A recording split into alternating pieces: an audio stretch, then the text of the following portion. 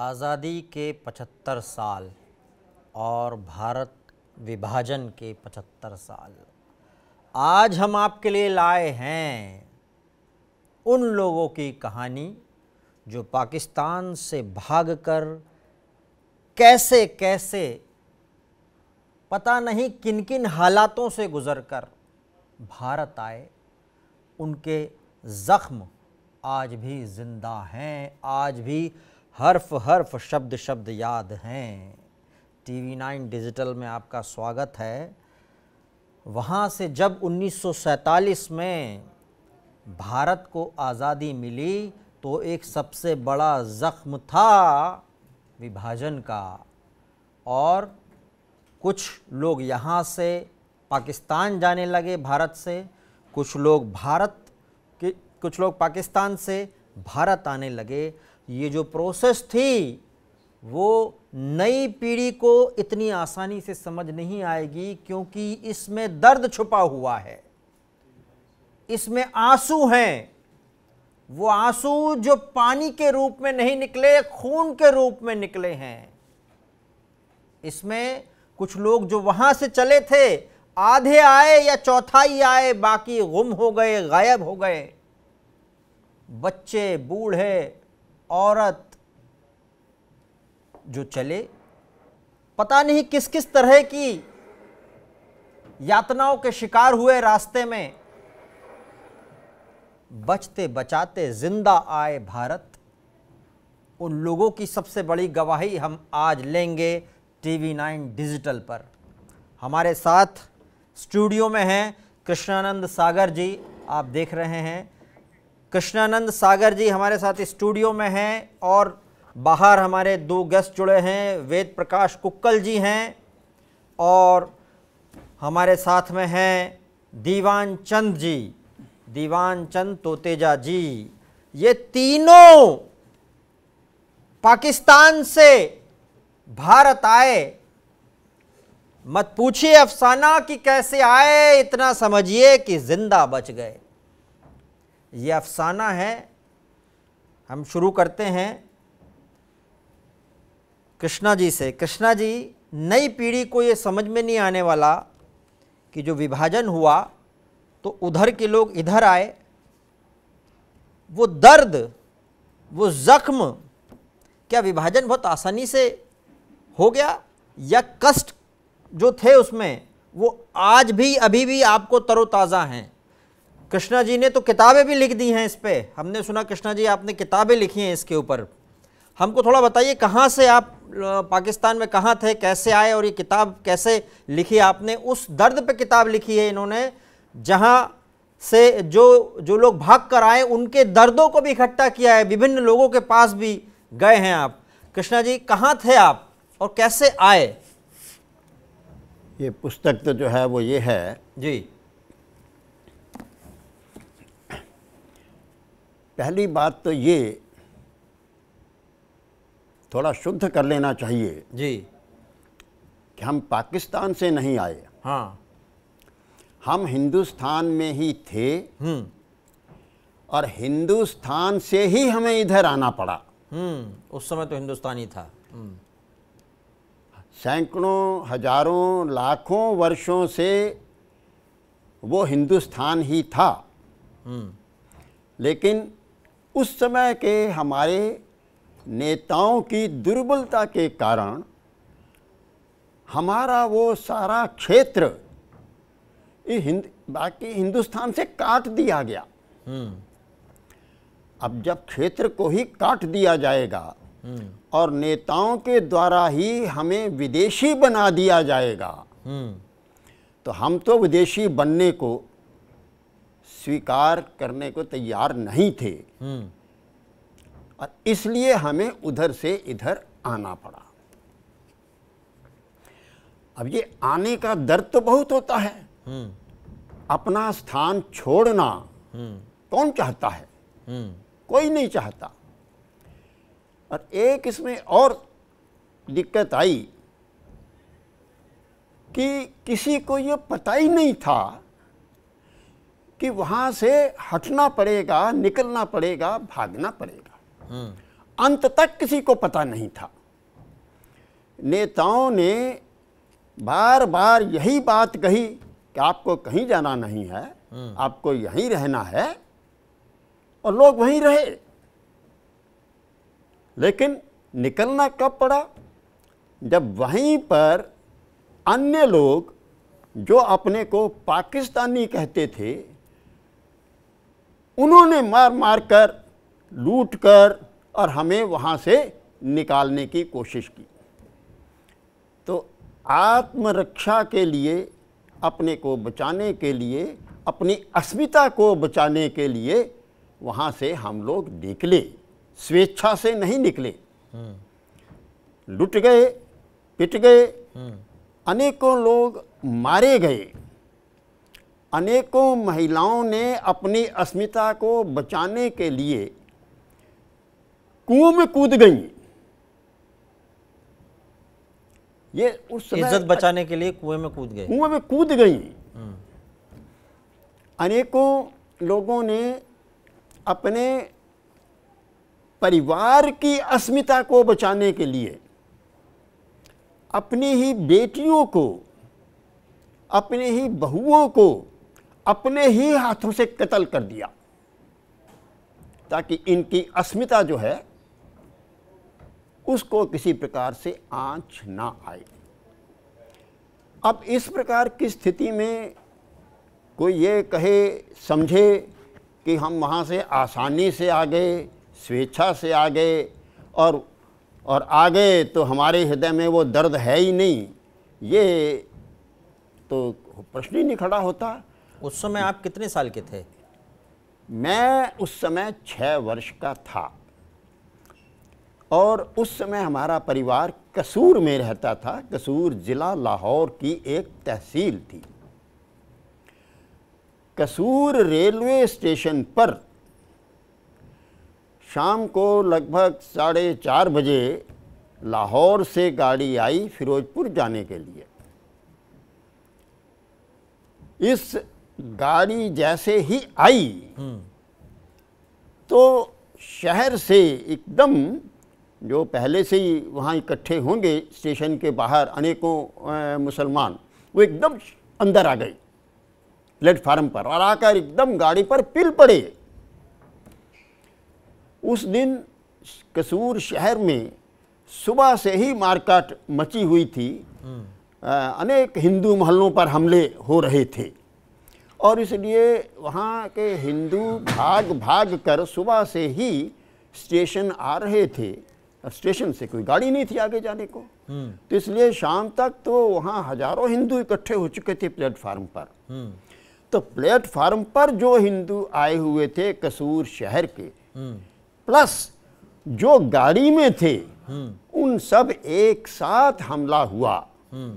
छुरों से, तलवारों से, भालों से, किसी को लूटना लगा, कोई किसी को मारना, किसी के हाथ पर मारा, किसी के पैर, जो जिसके आया। अनेकों लोग मारे गए, और अनेकों लोग उन्होंने भागने की कोशिश की, लेकिन भागने की दिशा केवल एक ही थी, पीछे की तरफ, यानी शहर की तरफ जा ही नहीं सकते थे। उधर तो मुसलमान थे ही जो आए हुए थे।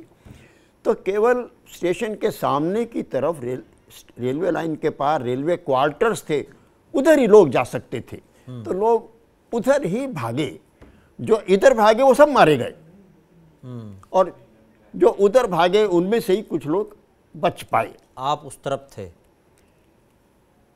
हम उस तरफ थे। वास्तव में हम शहर में ही रहते थे, लेकिन मेरे पिताजी क्योंकि रेलवे में ही थे, और उसमें ऐसा था कि जब ये विभाजन का तय हो गया जून में, तो यह सब जगह सर्कुलर भेजे गए सभी सरकारी कर्मचारियों को कि आप हिंदुस्तान में रहना चाहते हैं या पाकिस्तान में रहना चाहते हैं। स्वाभाविक रूप से सभी हिंदुओं ने हिंदुस्तान की बात लिखी, और यह था कि भाई पाकिस्तान बनने से पहले पहले ही सबकी ट्रांसफ़र हो जाएगी इधर। पर आप लोग गए नहीं, क्योंकि नेताओं ने आश्वासन दिया था कि कोई दिक्कत नहीं होगी। 15 अगस्त हो गया, आ गया, लेकिन कोई ट्रांसफ़र ऑर्डर नहीं आए। 16 अगस्त हो गया, 17 अगस्त हो गया, कोई ट्रांसफ़र ऑर्डर नहीं। तो 17 अगस्त को स्टेशन पर ही जो हिंदू कर्मचारी थे, रेलवे कर्मचारी, उनकी मीटिंग हुई भी क्या किया जाए, क्योंकि कई दिनों से जो गाड़ियां पीछे से आ रही थीं वो सब कटी हुई आ रही थी। ज़्यादातर गाड़ी कटी से मतलब रास्ते में गाड़ियों पर हमले हुए और उनमें से अनेकों लोग मारे होते थे, कुछ घायल होते थे, किसी का हाथ नहीं, किसी का पैर नहीं, किसी का कान नहीं, किसी का कुछ। ये रोज कसूर स्टेशन के लोग देखते थे। आप कैसे आए इसकी कहानी थोड़ी देर में सुनते हैं। हमारे साथ दीवान चंद जी भी हैं और वेद प्रकाश जी भी हैं। दीवान चंद जी अपने पोते के साथ बैठे हुए हैं इस समय। दीवान चंद जी नमस्कार जी, नमस्कार आपको। नमस्कार जी। आपको देखकर बड़ी खुशी हो रही है कि आज़ादी के 75 साल को आप देख रहे हैं और उस दर्द को अभी भी आप लेके चल रहे हैं। ऐसा हमको पता चला है कि आपको सारी चीज़ें याद हैं। आपके जो पोते हैं, क्या नाम है आपका? सर मेरा नाम परन टोटेजा है। परन जी, उनको मेरी आवाज़ सुनाई पूरी देगी? नहीं सर, उनको प्रॉपर नहीं आ रही, बट कोई नहीं। अच्छा, मैं आपको बोलूँगा, आप उनको ट्रांसफ़र कर दीजिएगा मेरी बात, ताकि वो हमसे बात कर सकें। वो कहाँ थे और कैसे आए भारत, क्या सहा उन्होंने? थोड़े संक्षिप्त शब्दों में कहानी, थोड़ा कहाँ किस शहर में थे उस समय वो? दीवान जी जी पूछिए।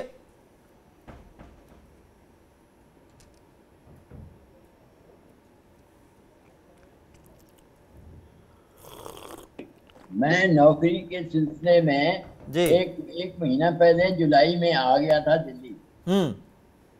मेरे भाई जो थे वो अलग अलग जगह से पाकिस्तान से आए। 2 भाई मुल्तान डिस्ट्रिक्ट से, एक भाई मिंटगुमरी डिस्ट्रिक्ट से फाजिल का पहुंचे पैदल काफिले में। हाँ, काफिले में पहुंचे। एक ताया जी उकाड़ा से by train Ferozepur cantt Kasu Begu पहुंचे। मैं उनको वहां मिला जाके। तब रास्ता सीधा नहीं था। तब लुधियाने होके, लुधियाने से गाड़ी जाती थी, दिल्ली से बठिंडा वाला रास्ता बंद था। वहां मिलने के बाद वो स्कूल के कैंप में थे, यानी एक जो स्कूल थे खाली थे, स्कूल में कैंप बने हुए, टेम्परेरी कैंप बने हुए। तो आप कैसे मिले उनसे और वो रास्ते में जीवित कैसे बचे? हमने सुना अभी कि उनसे वो रास्ते में कैसे जीवित बचे, क्योंकि हमने सुना कि गाड़ियां आ रही थी और पैदल आए जी। वो पैदल आए। जब मैं मिला उनसे, बड़े भाई से, तो उनकी आंखें सूजी हुई थी, पैरों में चप्पल तक फटी हुई थी, चप्पल भी, जूता भी फटा हुआ था, और वो कई जगह से बदल के जाना पड़ा फाजिल का बंगला में, जहाँ वो ठहरे हुए थे। यहाँ से लुधियाने से फिरोजपुर, कैंट से सिटी से और गाड़ी जाती थी। रास्ते में खाना पानी का फिर इंतजाम? वो कोई नहीं था, अपना बंदोबस्त करना पड़ता था। अच्छा, वेद प्रकाश जी से भी पूछते हैं। वेद प्रकाश जी, आपको आवाज आ रही है? वेद प्रकाश जी को आवाज नहीं आ रही है हमें। कृष्णा जी, आपसे, आप बच के कैसे आए इस तरफ, इस शहर में, और बाकी लोगों का आपने क्या हाल देखा? थोड़े संक्षिप्त शब्दों में अगर हम जाने तो। ये जो रेलवे स्टेशन पर हत्याकांड हुआ, उससे पहले यानी दोपहर को हमारा परिवार रेलवे क्वार्टर्स में चला गया था। वहाँ जो एएसएम थे उनके क्वार्टर में चले गए थे हम, और मैंने उस क्वार्टर की छत से वो सारा स्टेशन का दृश्य देखा है। वहाँ चीख पुकार मची हुई थी, और जब चीख पुकार मची यानी वहाँ हत्याकांड चालू हुआ, हमको ऐसा लगा, हम और भी 5-6 बच्चे थे जो छत पर ही खेल रहे थे, हमको ऐसा लगा कि शायद वो नीचे किसी ने रेडियो ऑन कर दिया है तो उसकी आवाज़ है। तो हम तो ये सोच कर कि चलो रेडियो शुरू हो गया, चलो रेडियो सुनते हैं। आराम से बच्चे नीचे उतरने लगे। तो बाकी उतर रहे थे और मैं सबसे पीछे था। तो उनमें से कुछ उतर गए और मैं सबसे ऊपर की सीढ़ी पर ही बैठा हुआ था। तो मैंने देखा सामने से स्टेशन की तरफ से यानी लोग भागे आ रहे हैं, यानी जैसे समुद्र की लहरें होती हैं ऐसे भीड़ की लहरें भागे आ रही हैं। और वो जो जिसको हम रेडियो की आवाज़ समझ रहे थे, वो रेडियो की आवाज़ नहीं थी, वो स्टेशन की तरफ से आने वालों की सामूहिक चीत्कार थी। और भागे आ रहे बिल्कुल बेतहाशा। सर ऑडियो आ रही है, और मैं देख रहा था, वहीं बैठ गया। नीचे उतरना तो एक तरफ रह गया, मेरे ध्यान से उतर गया। मैं भी बैठा देख रहा हूँ, लोग आ रहे हैं, भागे आ रहे हैं। और वो कोई इधर देखता था, कोई उधर देखता था कि पीछा तो नहीं मेरा कोई कर रहा पीछे से। तो करते करते आप फिर ट्रेन तक पहुंचे? नहीं, मैं क्वार्टर पर नहीं, ट्रेन तक पहुंचे बाद में फिर आप? वहीं बैठा था। सुनिए, उसी बीच में ही मैंने देखा कि वो तो भीड़ जब आई हमारे क्वार्टर तक भी पहुंच गए कई लोग। तो उन्हीं लोगों में मेरे पिताजी भी थे, वो भी भागे आ रहे थे स्टेशन से। तो मैंने आवाज दी, लेकिन वो इतना होश आवास गुम हो चुका था उनका कि उनको ये भी ध्यान नहीं रहा कि ये क्वार्टर आ गया है। अच्छा। और वो पीछे निकल गए। अच्छा। आगे तो मैंने देख लिया था क्योंकि, और इसमें मैंने उनका आवाज़ दी एकदम, पिताजी आ जाओ, हम यहाँ हैं, यहाँ हैं। तब वो आए वापस और दरवाज़ा खोलकर उनको अंदर लिया गया। तो ये एक पूरा, और उसके बाद गोलीकांड चालू हो गया स्टेशन पर। गोलीकांड चालू हुआ तो फिर मुझे नीचे जो बाकी लोग खड़े थे घर में, उन्होंने आवाज़ें दी, नीचे उतरो, नीचे उतरो। तो तब मैं उनके कहने से नीचे उतरा। तो उसके बाद फिर जो भी कहानियाँ हुई वो तो बहुत सारी हुई, लेकिन अगले दिन यानी रात को ही, उसी रात को ये तय कर लिया सभी रेलवे कर्मचारियों ने कि अब हम यहाँ से सुबह निकल जाएंगे। ट्रांसफर ऑर्डर्स किसी का आया नहीं। पिताजी फिरोजपुर गए थे प्रतिनिधि के रूप में, वहाँ के अधिकारियों से खूब मिले। फिरोजपुर ये डिविजनल हेडक्वार्टर था रेलवे का, तो वहाँ भी वो भी सारे कंफ्यूज थे, अधिकारी भी, क्या करें, ऑर्डर किसको दे, किस बात का दे, क्या कर दें, कुछ किसी को पता नहीं था। तो आखिर में पिताजी उनको ये कहकर आए कि ठीक है, अगर आप कुछ नहीं दे रहे तो हम भी वहाँ नहीं रहेंगे, हम भी कल निकल जाएंगे यहाँ से, हम आपके आदेशों का इंतजार नहीं करेंगे। तो सुबह जो अगले दिन 7 बजे के लगभग गाड़ी आनी थी, हमने तय कर लिया हम उस गाड़ी से निकल जाएंगे। तो जब वो गाड़ी आने तो सभी रेलवे कर्मचारी रेलवे क्वार्टर से निकलकर उस गाड़ी पर पहुंच गए और गाड़ी पर सवार हो गए। गाड़ी पीछे लाहौर से ही आई थी और फिरोजपुर जानी थी। हम चले उस पर, तो आगे एक स्टेशन आता है सतलुज से, नदी से पहले ही। उस स्टेशन का नाम है गंडा सिंह वाला। हमने दूर से ही देखा, यानी अब मैंने भी देखा खिड़की से, स्टेशन पर दोनों तरफ प्लेटफार्म पर हजारों मुसलमान खड़े थे, भाले लिए हुए, तलवारें लिए हुए, यानी सुबह सुबह का समय था। तो एकदम उन सूरज की किरणों से वो भाले और तलवारें चमक रहे थे, चमकते हुए दिखाई दे रहे थे बाकायदा। तो एकदम स्पष्ट था कि अब ये यहाँ गाड़ी काटने वाले हैं, हमला करेंगे, सबको मार देंगे। तो क्योंकि रेलवे कर्मचारी इसमें काफ़ी थे, तो सब ने तय किया और गार्ड को भी कहा और उसको ड्राइवर को भी कहा, दोनों हिंदू ही थे, कि भाई यहाँ गाड़ी खड़ी नहीं करो। तो वो गाड़ी वहाँ खड़ी ही नहीं हुई। और मैंने ये देखा खुद कि जब गाड़ी निकल रही थी, अब वो प्लेटफार्म पर खड़े हुए दाएं बाएं, वो बड़ा मुट्ठी कस रहे थे और एकदम ये कैसे गाड़ी निकली जा रही है, खड़ी नहीं हो रही। वो तो अपना तैयार थे कि अपने भाले और तलवारें चलाने के लिए, और यहाँ तो कुछ हो नहीं पा रहा। तो हम सुरक्षित निकल गए और इस प्रकार से हम बचे वहाँ से और सतलुज पार करके फिर फिरोजपुर पहुँचे। ओके, वेद प्रकाश जी हमारे साथ हैं। वेद प्रकाश जी, आपको मेरी आवाज़ आ रही है? बिल्कुल आ रही है। कैसे आए आप पाकिस्तान से? मतलब तत्कालीन हिंदुस्तान था, पाकिस्तान बन गया उस समय, फिर कैसे आप विभाजन की विभीषिका लेकर आए वहाँ से?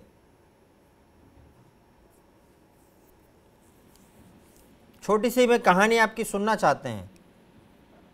एक्चुअली ये पार्टीशन के टाइम में जी, कहाँ थे आप उस समय? जी, मैं जिला जेलम तहसील पिंडरगंज से बिलोंग करता हूँ जी, और उस टाइम जो हमने नज़ारे देखे वो बहुत दर्दनाक थे। मतलब जैसे कि मकान, जैसे छत पर हम होते थे, इकट्ठे आदमी हिंदू इकट्ठे होते थे, नीचे से आग लगा देते थे। मतलब अच्छा, तो कई बार तो जलते जलाते कई मेजोरिटी ऑफ पीपल वो उसमें जल के खाक हो गए। मतलब और कईयों को ऐसे भी माँ ने अपने बच्चों को भी कई बार गला दबा के मार दिया, अपने ही बच्चों को, क्योंकि उस टाइम ऐसे था कि भाई अगर हम ये बच्चा शोर मचाएगा या रोएगा तो कि मुस्लिम को पता लग जाएगा, पार्टी को, तो वो आके हम सब पर अटैक कर देंगे। तो इस तरीके जब ये पार्टीशन के टाइम में हमने जनरली क्या होता था, रात को हम अपने अपने घरों में चले जाते थे। मतलब लेकिन उस एक ऐसा टाइम आया जबकि हम वापस नहीं आ सके। एक दिन पहले हमने अपने पिताजी को गोली लगते देखा और गिरते हुए देख लिया, लेकिन हम उनके पास जाके उनको ये नहीं देख सके वो जिंदा है कि मरे हुए हैं। मतलब क्योंकि इस तरह के अगर हम जाते हैं किसी और को ये इन्वॉल्व हो करके वो और दुख बहुत बड़ा होता था। मतलब और इस तरह के जो हिंदू, जैसे हिंदू की फैमिलीज होनी, लेडीज होनी, बच्चे होने, लेडीज के सनों को काट करके पे लटका देना और बच्चों को उस भाले पे लटका के कहना ले अपनी माँ का दूध पी ले। तो इस तरह के नज़ारे जो हमने देखे वो बहुत ही दुख दे। आप आए कैसे, बचे कैसे उस विभाजन के दौरान? जो पार्टीशन हुआ तो उधर से इधर कैसे आए? हम जो थे कि हम गाड़ी में ही आए थे। हम गाड़ी में ऐसे आए थे कि जैसे एक गाड़ी में वो क्या करते थे कि धीरे धीरे गाड़ी धीरे हो जाती थी तो बाहर से गोलियां चलती थी। मतलब जब गोलियां चलती थी तो कई जो जैसे हिंदू थे ना, वो जो जितना भी घर से कोई सामान उठा करके चल सकते थे वो चले। जैसे पतीले के ढक्कन हो गए या और ऐसे ऐसे बर्तन ऐसे हो गए। उन्होंने क्या किया, उन बर्तनों को घुमा घुमा के अंदर से बाहर फेंके। माना से कईयों की मौत हो गई, कई कट गए, मुस्लिम कटे भी हैं, ऐसे बात नहीं। लेकिन कई ऐसे भी नज़ारों से हम निकले कि हम लाशों के नीचे दबे रह गए, लेकिन ऊपर से मुस्लिम निकलते रहे और भाले मार मार के देखते थे कोई जिंदा तो नहीं है। वो तो हमारी किस्मत थी कि हमारे पर बाधा नहीं पड़ा, तो हम बच के आ गए। तो रास्ते में खाने वगैरह का और पानी का? पानी खाने का बस ऐसे ही था, जो कभी बहुत ही मतलब एक तो जितना भी थोड़ा बहुत पैसा या कोई चीज़ होती थी, तो वहाँ वहाँ उनको हम खरीदने की कोशिश करते, लेकिन वो खरीदने को भी हमने देखा कि उसमें भी उनको हमें मारने की वो चाल थी। मतलब वो क्या करते थे कि जैसे संतरे लिए, केले लिए या कुछ और ऐसे फ्रूट लिए, उनमें पॉइजन के इंजेक्शन दे देते थे। मतलब और वो इंजेक्शन देने के बाद फिर वो आदमी जो थे ऐसे मरने लग गए। जब ये देखा तो लोगों ने भूखे प्यासे में ही होके काफी जान दी। और जब हम लोग अपने कैंपों में पहुंचे गए, कैंपों में आए, तो बर्तन तो हमारे पास कुछ नहीं था। एक पॉलिश की डिब्बियां होती है ना, जूता पॉलिश की। हाँ, जूते वाली पॉलिश की डिब्बियां होती थी, उसको साफ करके उन दो डब्बियों में हम दाल उसमें डलवाते थे, और रोटियां जो सूखी होती थी वो हम खा के, और पानी पीने का तो कोई साधन ही नहीं, तो लो और उसी डब्बियों में पानी पी लो, बस ऐसे करके हमने अपना वो टाइम निकाला। जैसे जैसे ये टाइम निकलता गया, कोई हमारे रिश्तेदारे दूर के नजर आ गई, तो उन्होंने हमें संभाला माना। तो बस ऐसे ही करके टाइम जो देखा बहुत दर्दनाक था। और गाड़ियों से जिस तरीके से ये आप नज़ारे दिखाए हैं, ये बहुत ही ऐसे ही था। एक गाड़ी के ऊपर चढ़ना, अंदर बाहर, और बस इस तरीके से लोग कई रास्ते में गाड़ी तेज हो गई तो ऊपर से नीचे गिर जाते थे, गिर के मर जाते थे मतलब। और जो अंदर थे वो अंदर वैसे मर जाते थे मतलब, कोई काट कूट से, जैसे काटना हो गया, ये हो गया, इस तरीके से मतलब वो रह जाते थे। दीवान जी जब भाई लोग आए तो उन्होंने क्या कहानी सुनाई आपको? जब आपके भाई लोग आए? हाँ, वो उन्होंने बिल्कुल सही सुनाया। बहुत दुख भरी कहानियां हैं मतलब। वेद प्रकाश जी, दीवान जी। हाँ जी, बताइए। हाँ जी, जब भाई लोग आए हैं तो कई दिन तक पैदल चलना पड़ा, 200 किलोमीटर 300 किलोमीटर तक। कई दिनों तक रास्ते में भूख प्यास गर्मी सब बर्दाश्त करनी पड़ी।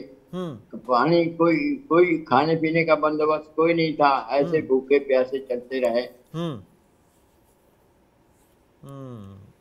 कृष्णा जी, ये तो बड़ी दर्दनाक कहानी है। हम लोग की जो पीढ़ी है उसको ये पता नहीं है कि मुल्क जो बटा है, देश के जो टुकड़े हुए हैं, उस समय उस पीढ़ी ने, हमारे दादा लोगों ने क्या सहा है, नाना लोगों ने, नानी दादी, इन लोगों ने क्या सहा है, ये पता नहीं है अभी बहुत से लोगों को। पर दुख तो इतना होता है आपकी कहानी सुन के, तो मैं मतलब मेरे पास शब्द नहीं है उनके उस कहानी के लिए। इतना दर्द आपने देखा हो। यहाँ फिर कहाँ आए, यहाँ आके कहाँ रहे फिर? ऐसा कि देखिए, वहाँ से तो हम आए, फिरोजपुर आए पहले, फिर कुछ दिन हम अमृतसर रहे।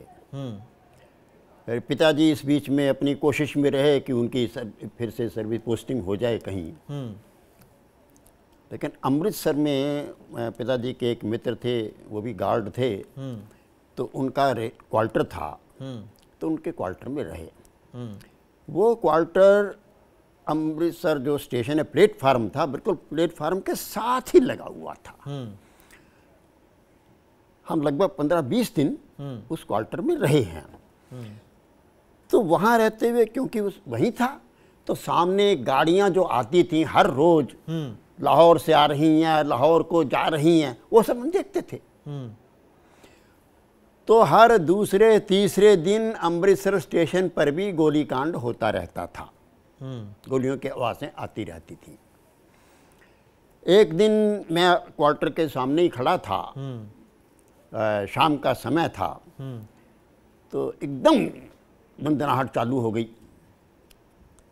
अब मुझे नहीं पता था वे क्या हो रहा है, मैं तो खड़ा रहा। लेकिन तभी मेरी बड़ी बहन थी, उन्होंने आवाज़ दी अंदर से, क्वार्टर सामने से, कि कृष्ण भाग कर अंदर आओ, गोली चल रही है। तो मैं अंदर आया। तो ये स्थिति बड़ी कॉमन थी, यानी ये सितंबर के अंत की बात बता रहा हूँ मैं।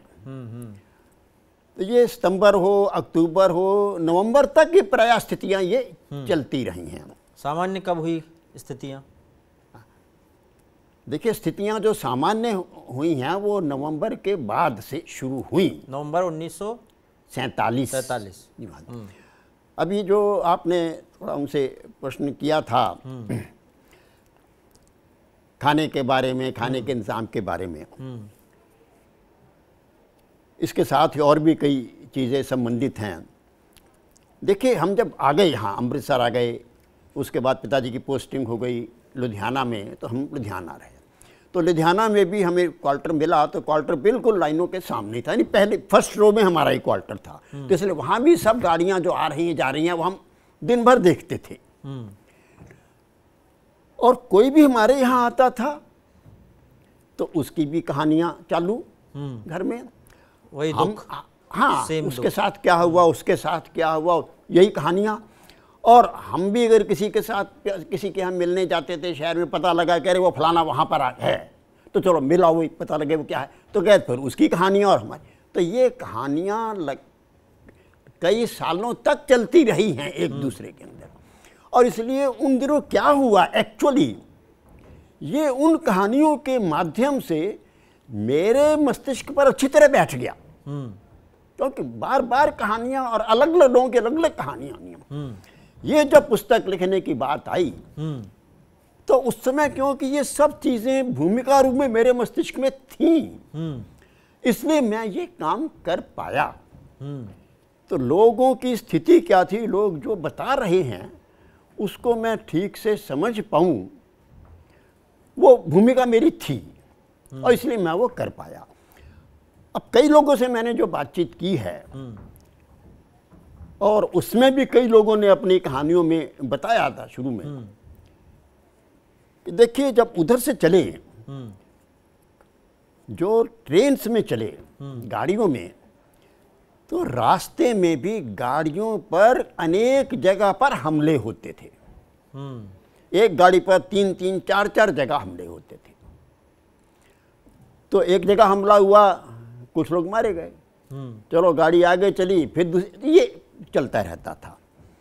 ये हमलों में जो एक चीज़ बड़ी कॉमन अनेक लोगों से मुझे सुनने को मिली है, होता क्या था, गाड़ी चली और आगे जाकर किसी भी स्थान पर ड्राइवर ने गाड़ी रोक दी और उसके बाद उसने सीटी बजानी शुरू कर दी। अब उस सीटी का अर्थ आसपास के गांवों को पता था कि अब ये गाड़ी आ गई है, अब तुम कर लो अपना काम। अच्छा। और गाड़ी वहीं खड़ी है, अब गाड़ी तो तभी चलेगी जब वो ड्राइवर चलाएगा, उसी ने तो खड़ी की। तो लोग थोड़ी देर में भागे आते थे और आकर एकदम लूट मार मचाना और मारकाट चालू। ये अनेकों गाड़ियों पर हुआ है। फिर रास्ते में खाने का तो प्रश्न क्यों नहीं होता था। अगर वो सेना के संरक्षण में भी चल रही है गाड़ी, पाकिस्तानी सेना गड़बड़ करती थी, कभी हिंदू सैनिक टुकड़ी होती थी, कभी पाकिस्तानी सैनिक टुकड़ी होती थी। पाकिस्तानी सैनिक टुकड़ी अगर है, उसके संरक्षण में गाड़ी है, तो फिर तो भगवान ही मालिक। और अगर हिंदू सैनिक टुकड़ी है तभी सुरक्षित हो सकते थे। लेकिन हिंदू सैनिक टुकड़ियों को भी बहुत बार समस्या आई। गाड़ी खड़ी कर दी, खड़ी कर दी तो हिंदू सैनिक को कोई पता था कि यहाँ क्या होने वाला है।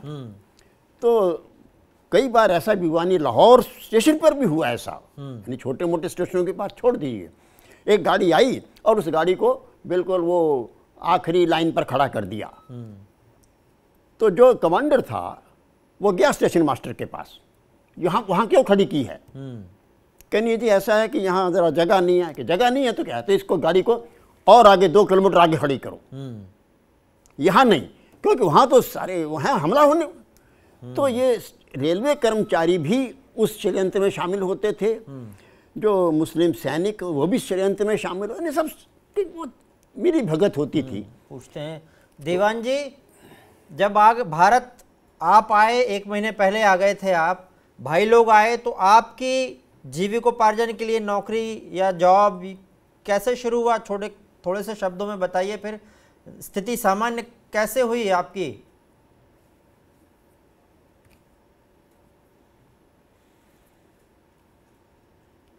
मैं नौकरी करने के लिए आया था, नौकरी ज्वाइन कर ली, नौकरी कर रहा था रेलवे में। और भाई लोग फिर? भाई लोग आपके? भाई लोग तो पैदल आए सारे। वो उन्होंने क्या किया यहाँ पर फिर? वो काफले से पैदल आए। नहीं, उन्होंने यहाँ क्या, यहाँ आके उन्होंने क्या किया? 300 किलोमीटर दूर। आपके भाई लोग ने यहाँ आके क्या किया? वो कुछ नहीं कर पाए, कोई काम नहीं था, बेकार रहे, कैंपों में रहे 2-3 महीने, 4 महीने, 6 महीने। उसके बाद उनको कहीं रास्ता मिला, आहिस्ता आहिस्ता वो पैदल फिर दिल्ली, यहाँ दिल्ली पहुंचने के लिए भी उनको पैदल आना पड़ा। वेद प्रकाश जी, आप जब वापस आए तो फिर ट्रेनें बंद थी बहुत सारी। वेद प्रकाश जी, यहाँ पर फिर जब आप आए तो खाने पीने की समस्या होगी, नौकरी की समस्या होगी, कैसे फिर किया उसको? बस किसी के भी गवर्नमेंट स्कूलों में एडमिशन दिया और थोड़ी पढ़ाई करने की कोशिश करी थी। माना कितने साल के थे आप? कितने साल के थे उस समय जिस समय आए? मैं 6 साल का होगा मादा। अच्छा, यहाँ पर फिर पढ़ाई करी आपने फिर? मेरे 1941 डेट ऑफ बर्थ है। डेट ऑफ बर्थ 1941 है। तो इस तरीके से मैं जो आया तो छोटा सा बच्चा ही था मदर। तो जो मेरी मदर थी वो तीन बच्चों के साथ आई और उनके पास थोड़ा बहुत पैसा था, जिससे कि वो गोल्ड वगैरह बेच के या ये करके हमें उन्होंने पाला पोसा मदर। उन्होंने हमारी लुक आफ्टर करी और इस लिहाज के साथ कि वो हम जो है अपना पढ़ाई की तरफ ध्यान दिया और किसी के गवर्नमेंट स्कूल से अपने 10वीं पास करके मैंने डिफेंस ज्वाइन कर ली एज ए एयरफोर्स में। एयरफोर्स में रहे फिर आप? एयरफोर्स में मैंने 30 साल ज्वाइन सर्विस करी है और कोई 30-31 साल हो गए मुझे रिटायर हुए मतलब। और बाकी जो कहानियां हैं पार्टीशन के बारे में, हम ये नहीं कहते जो मैं कह रहा हूँ वो अलग है, ये अलग है, ये अलग है, क्योंकि हम लोग डिफरेंट प्लेसेस से डिफरेंट सिचुएशनों से निकले हैं हमारा, है ना। जो जिस सिचुएशन से ये अपने सागर जी निकले हैं या दीवान चंद जी निकले हैं, हो सकता है मैं उस स्टेज से ना निकला हूँ। तो इसलिए हम सब की कहानियों का लिमिट नहीं है। That is a full of जो सीन जो हमने जो देखे है, इन्होंने खैर वो पनी देखे है कि नहीं, जो कि इन्होंने लेडीज की बेइज्जतियां करी, बेटियों को मारा, बेटियों के स्तनों और बच्चों को भाले पे चढ़ के उनको जान देनी पड़ी। अब वो मुझे समझ आता है ये और किसी के नजर में आया या नहीं आया। खाने का ऐसा कुछ नहीं था कि जैसे हम कहें कि भाई खाने के लिए वो लगे, लेकिन कैंप जरूर लगे थे। कैंप जो थे वो अमृतसर में, जलंधर में, ऐसे ऐसे करके हम उन कैंपों में रहे हैं। और वहाँ पर ये इस तरीके से पहले 6 महीने 3 महीने ऐसे करके हमें रह गया। जैसे जैसे किसी का कोई जान पहचान का निकलता गया तो वहाँ से वो आउट होता गया। बाकी बस हम तो कहते हैं हे परमात्मा, ऐसा दुख किसी को दोबारा मत दिखाना। बड़ी बर्बादी होती है इस पार्टीशन में। अभी भी कुछ लोग जो हैं वो गड़बड़ करते रहते हैं विभिन्न तरह से। उनको आप क्या संदेश देंगे? नई पीढ़ी, ये जो पीढ़ी चल रही है इस समय, उनको क्या संदेश देंगे आप? क्या जी? संदेश क्या देंगे जो नई पीढ़ी है उसको? संदेश यही है कि भाई अगर इंडिया में जितने भी रह रहे हैं, दे शुड स्टे विद शांति के साथ रहे और अच्छे से रहे, मिलजुल के रहे। तो ये ना सोचे कि भाई ये हम करके तो हम इसको भी पाकिस्तान बना दें। हम वो जो है उसको प्यार से रहे। और जो जैसे हमारे उधर पाकिस्तान में हिंदू नामो निशान नहीं है, अगर कोई है भी तो वो मुस्लिम बन चुका है हमारा। लेकिन हमारे यहाँ ये आज़ादी गवर्नमेंट ने दी है, जो हिंदू है वो हिंदुज़म मतलब अडॉप्ट कर सकता है, जो पारसी है पारसी कर सकता है, जो सब तरह के वो हो सकते हैं। तो हम तो यही कहेंगे कि भाई सब आराम से मिलजुल कर रहे और शांति के साथ रहे और प्यार के साथ रहे। दीवानचंद जी, आपका इस नई पीढ़ी को क्या संदेश है? आपके साथ परन भी हैं और बाकी बहुत सारे लोग हैं यहाँ पर, उन्होंने विभाजन नहीं देखा, आपने देखा है। उसको देखते हुए क्या संदेश है हमारे लिए, बाकी सब लोगों के लिए आपका?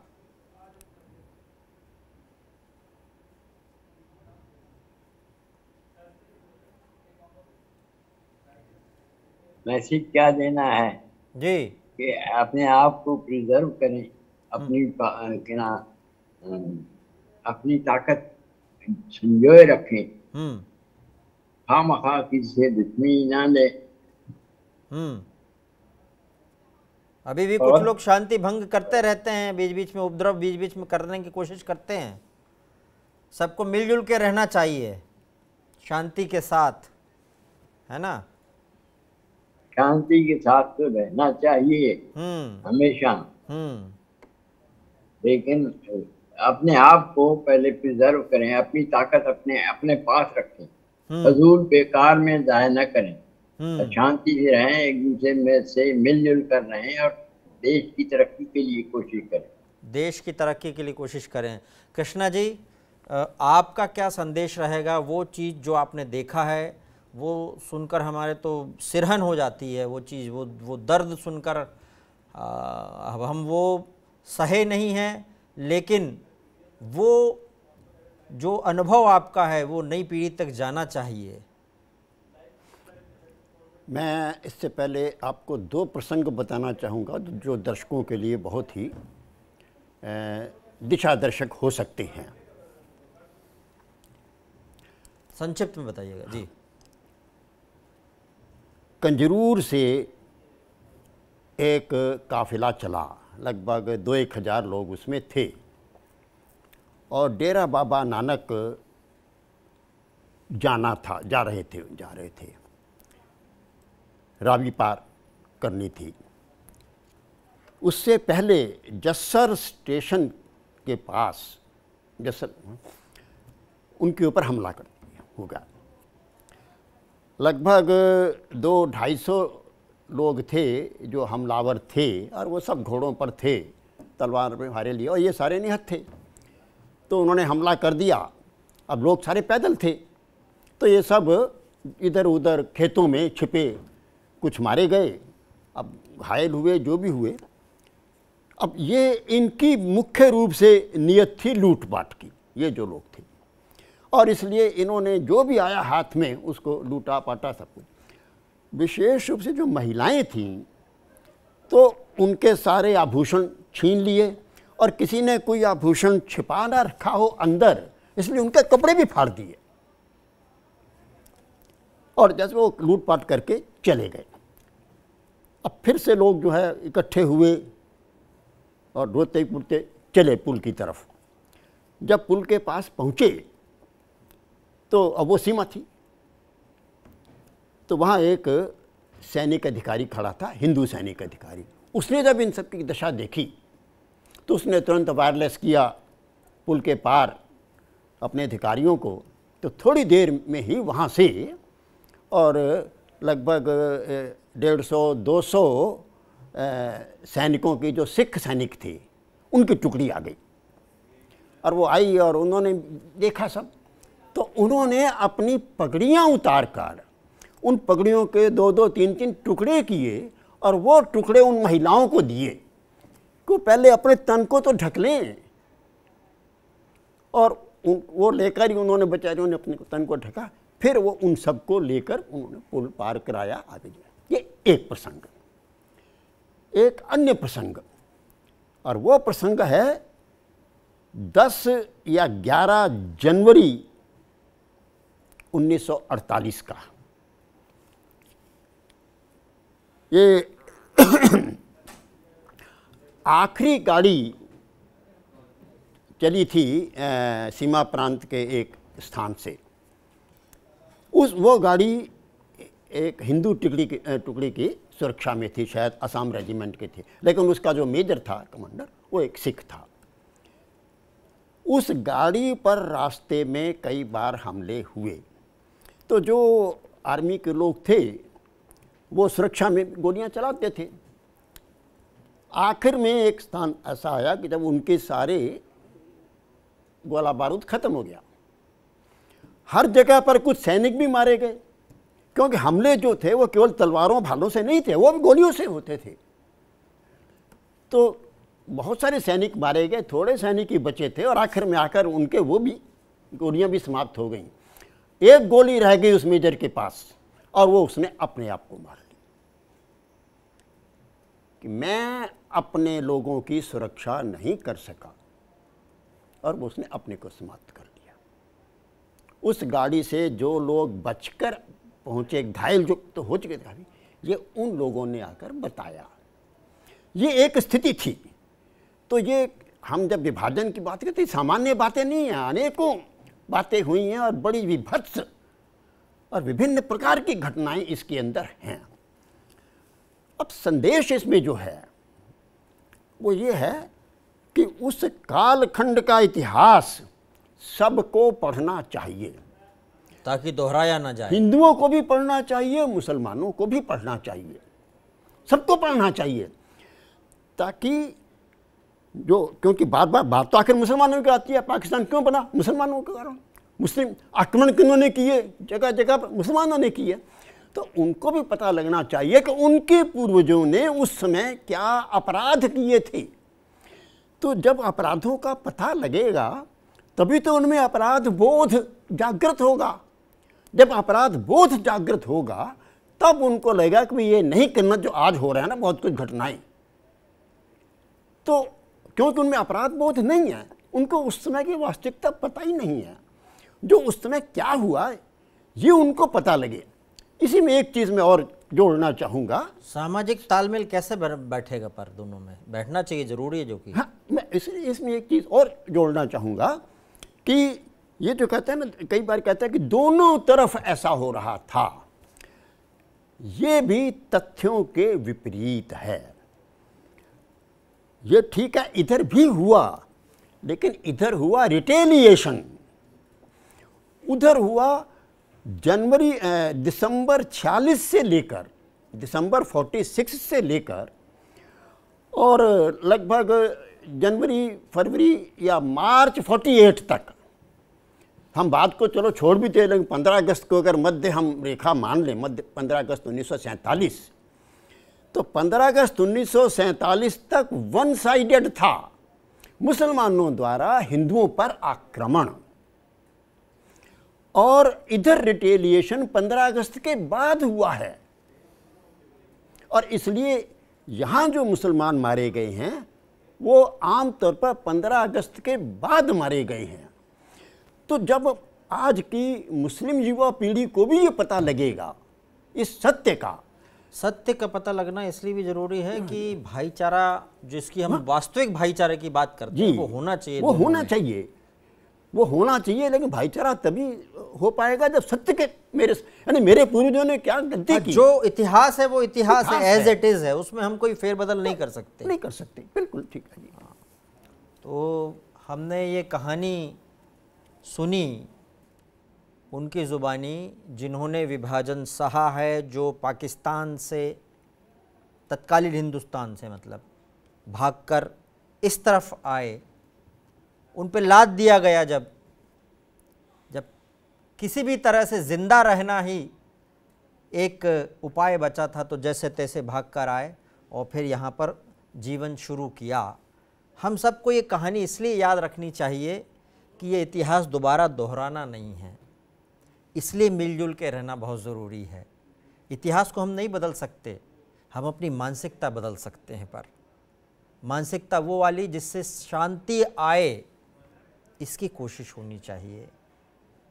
आप सभी ने हमें समय दिया, इसका बहुत बहुत धन्यवाद। दीवानचंद जी बहुत धन्यवाद, वेद प्रकाश जी बहुत बहुत धन्यवाद आपका, कृष्णा जी बहुत बहुत धन्यवाद। आप सभी ने हमें देखा, आपका भी बहुत बहुत धन्यवाद। नमस्कार।